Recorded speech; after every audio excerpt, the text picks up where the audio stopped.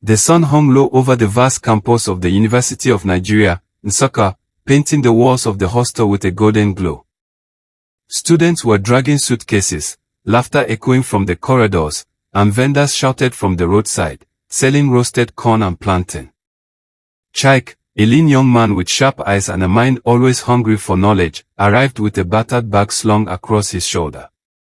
He had gained admission into the Faculty of Law, a dream come true not just for him but for his struggling parents back in the village. The hostel was alive with new faces, boys boasting about their secondary school results and girls giggling as they decorated their rooms. Chaik found a corner bed in room 218, a place he would soon discover to be a melting pot of destinies. His roommate, Emeka, a broad-shouldered engineering student with a booming laugh, welcomed him warmly. They clicked almost immediately, Emeka's humor balancing Chaik's quiet seriousness. Within hours, they were sharing stories of home, dreams of success, and their fears about university life. Yet, even on that first day, Chaik felt something unsettling beneath the cheerful surface. He noticed a group of older boys in black shirts watching newcomers from a distance. Their eyes carried a weight, their smiles too knowing, too sharp. Rumors whispered along the corridors about cult groups recruiting new blood, promising protection, parties, and quick success in exchange for loyalty. Chaik brushed it aside, telling himself he came here to study and make his parents proud. That night, as Chaik lay on his narrow bed staring at the cracked ceiling, he heard footsteps outside his window. The sound was deliberate, measured, almost as though someone was counting each step. When he looked out, he saw 3 figures in the shadows, standing still, watching the hostel silently. Something told him his journey at Nsukka would not be ordinary. The first week of lectures at Nsukka was a whirlwind of activity. Students crowded into lecture halls, some eager to learn, others more interested in showing off. Chaik quickly impressed his classmates with his sharp questions and thoughtful answers, earning nods from even the senior students. Professors noticed him too, calling him the bright one after only a few sessions. For Chaik, it was a taste of recognition he had never known before. He felt proud, but also slightly uneasy at the attention it attracted. Emeka, meanwhile, was already becoming popular in their hostel block. His booming laughter and easy charm drew people to him, and soon their room became a gathering place for students swapping stories and gossip. It was through these late-night talks that Chaik first heard deeper whispers about the Brotherhood. They were not just a cult, Emeka explained in hushed tones, but a society of influence. Those who joined were untouchable, professors favored them, and politicians noticed them. Some claimed their members never failed exams. Chaik laughed it off at first, but the idea planted a seed in his mind. One evening, as the boys gathered outside the hostel, an older student approached Chaik directly. His name was Hugo, tall and intimidating, with a scar running from his ear to his jaw. He praised Chaik's intelligence, saying men like him were destined for more than ordinary success. Nsukka will eat you alive if you walk alone, Hugo said, his voice smooth yet heavy. But with us, you never fear anyone. Wealth, respect, power, it can all be yours. The way he spoke was like an invitation and a warning at the same time. Chaik forced a smile and excused himself, but his heart raced as he walked away. He thought of his parents, his dreams of becoming a great lawyer, and the sacrifices made to send him here. The Brotherhood seemed dangerous, but what if it truly offered a shortcut to everything he wanted? That night, he found himself tossing and turning, the words, wealth, respect, power echoing in his head like a haunting drumbeat. The week rolled on, and the campus slowly revealed its darker corners. At night, the air was alive with the sound of generators, loud music from hostels, and whispers carried on the wind. Chaik often noticed certain students walking together in small groups, always dressed in black, always moving with a kind of hidden authority. They never laughed too loudly, never seemed to hurry, yet people cleared the path for them instinctively. Their presence was magnetic and suffocating at the same time. One night after a late study session at the library, Jack found himself walking back to the hostel along a dimly lit path. The road was unusually empty, the trees swaying in the night breeze. Suddenly, three figures emerged from the shadows. At the center stood Hugo, the scar-faced senior who had spoken to him before. He clapped Jack on the shoulder with a familiarity that felt both friendly and threatening. "Bright one," Hugo said, "your destiny is waiting. The Brotherhood has eyes everywhere, and we've chosen you. Don't waste the chance." They spoke of protection from court clashes, easy passes in exams, and doors opening into politics and business. Hugo painted a picture of a future where Jack would no longer worry about poverty or fear. But there was also an edge to his words, a reminder that refusing such an invitation was dangerous. "Think carefully," Hugo whispered. "Men like you are not born to walk in the shadows of others. You are meant to lead." Then they slipped away into the night as quickly as they had appeared, leaving Jack's heart pounding in his chest. Back at the hostel, Emeka was still awake, humming and playing a cheap guitar. Jack hesitated but decided to confide in him. Emeka's laughter stopped instantly when he heard the words Brotherhood. His face darkened, his tone dropped. "Jack, I know they are powerful, but there's blood on their hands. People disappear, my brother. Don't let their sweet words fool you." Jack nodded, but sleep did not come easily that night. Somewhere deep inside, curiosity wrestled with fear. The following morning, the hostel buzzed with the usual chaos, students rushing for early lectures, hawkers shouting from the gates, and the faint hum of generators refusing to rest. But for Jack, the world felt heavier. Hugo's words still pressed on his mind like a stone. Emeka noticed his silence during breakfast and prodded him.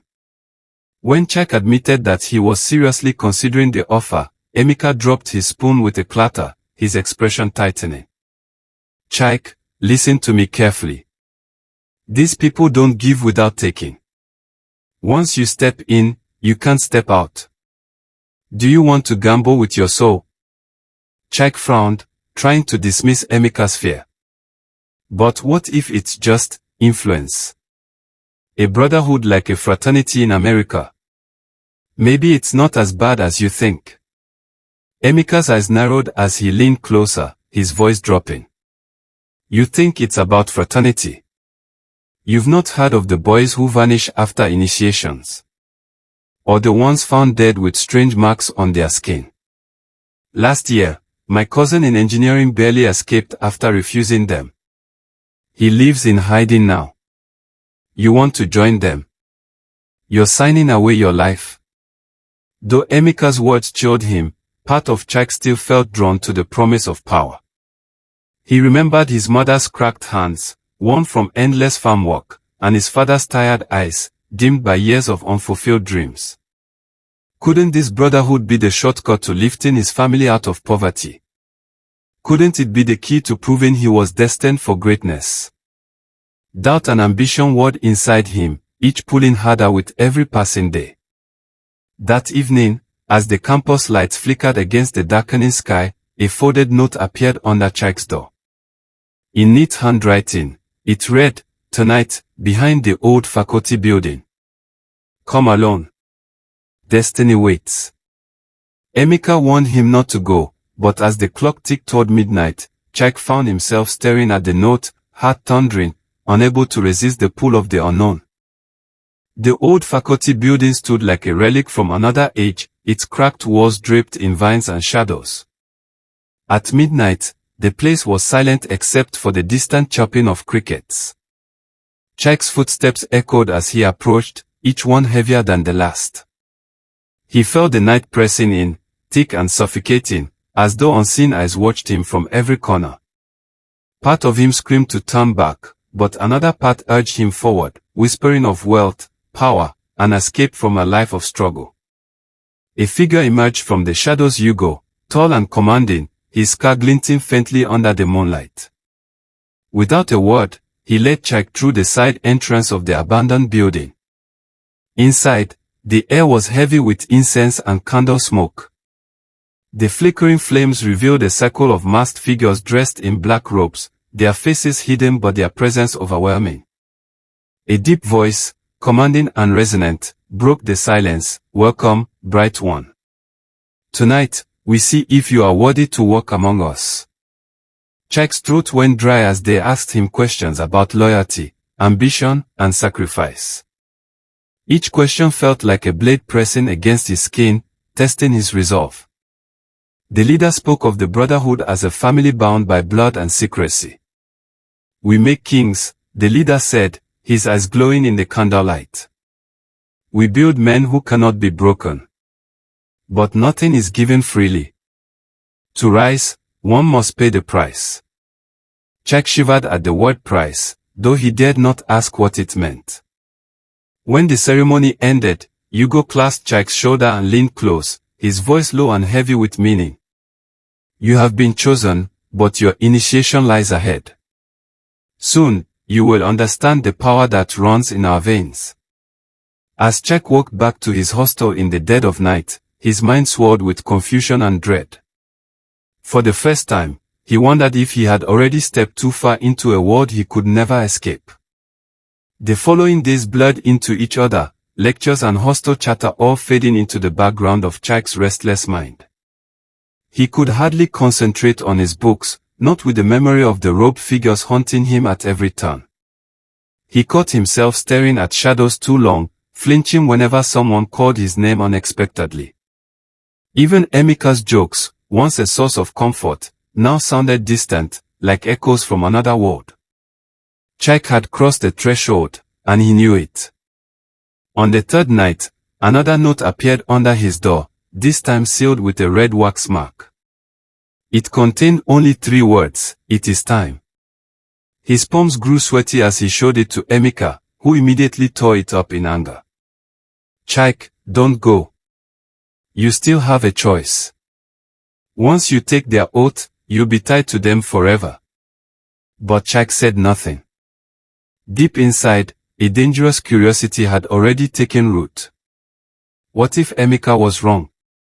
What if this was the very door to his destiny? At midnight, he found himself once again at the old faculty building. This time, the gathering was smaller, more intimate. Only 5 masked men stood in a half circle, with Hugo at the center holding a bowl filled with dark liquid. The leader stepped forward, his voice steady and commanding, "Tonight, you will swear the oath of secrecy. You will speak nothing of what you see, nor of what you do, until death claims you. Betrayal will not just kill you, it will curse your bloodline." They handed Chike a knife and pricked his palm, letting drops of his blood fall into the bowl. He repeated words after the leader, pledging loyalty in a language he barely understood. When it was done, Hugo clasped his shoulder and whispered, "Now, bright one, you belong to us." The words sent a chill through Chike's bones, for they carried not triumph but the weight of a prison closing in around him. After the oath, the world looked different to Chike. The campus no longer seemed like a place of books and laughter, it felt like a stage where unseen forces pulled the strings. Every corner whispered secrets, every face seemed to hide a mask. Though he tried to maintain normalcy attending lectures, studying in the library he carried a heaviness that weighed on his spirit. He was now part of something bigger, but instead of feeling powerful, he felt trapped. Days later, Hugo summoned him again. This time, the meeting took place in a dimly lit hostel room where the curtains were drawn tight. The men present were no longer strangers in robes but unmasked seniors with names and faces Chike recognized from lecture halls and student politics. Their laughter was loud, but underneath it lay a coldness that unsettled him. "Brother," one of them said, "your loyalty must be proven. Great power requires great sacrifice." Chike frowned, his voice unsteady. "What kind of sacrifice?" The room fell silent. Hugo leaned forward, eyes narrowing. "Blood, bright one. To walk among us fully, you must spill blood. It need not be family, but it must be someone who trusts you. The word struck like thunder in Chaik's chest. He thought of his parents, of Emeka, of the many friends he had begun to make on campus. His stomach turned. But Hugo's hand gripped his shoulder like iron. Do not fear. The spirits demand only what is fair. And once it is done, your life will never be the same. That night, Chaik sat on his bed, trembling. Emeka noticed immediately and asked what was wrong. Chaik opened his mouth to speak, to confess, but the words caught in his throat. The memory of the oath burned in his mind. Betrayal will not just kill you, it will curse your bloodline. For the first time, he realized the Brotherhood was not just a group of influential students. It was something older, darker, and far more dangerous. The following week felt like a nightmare stretched across daylight. Chaik walked through campus halls as though the walls themselves were closing in. Every time he saw Hugo, the older boy's eyes reminded him of the oath, of the demand for blood. The Brotherhood did not threaten him openly, but the weight of expectation clung to him like smoke. At lectures, he noticed other members watching silently from the back rows, their gazes heavy, reminding him that there was no escape. Emeka sensed something was wrong. One afternoon, as they ate jollof rice at a kiosk near the Faculty of Engineering, he leaned close. Chaik, you're not yourself. Your laughter is gone, your eyes look haunted. Tell me what's happening before it's too late. Chaik forced a smile, shaking his head. It's just stress. First year is hard. But Emeka wasn't fooled. He grabbed Chaik's wrist, lowering his voice. Don't lie to me. If it's about those men, you must run before you're trapped. His words stung with truth, but Chaik remained silent. That evening, Hugo cornered him behind the hostel. His voice was soft but unyielding. The Brotherhood waits. Your place among us is not complete until the blood is spilled. Do not delay, bright one. Every moment wasted tempts suspicion. And suspicion kills. He pressed something cold into Chaik's palm, a small knife, its blade curved and gleaming. The spirits are patient, but we are not. With that, Hugo disappeared into the shadows, leaving Chaik trembling under the weight of the blade in his hand. Chaik hid the knife under his mattress that night, staring at the ceiling until dawn. Sleep would not come, for each time he closed his eyes, he saw faces: Emeka laughing, his mother praying, his classmates smiling. All of them seemed to blur into one terrible question: whose blood must fall for me to rise? The Brotherhood wasted no time tightening its grip on Chaik.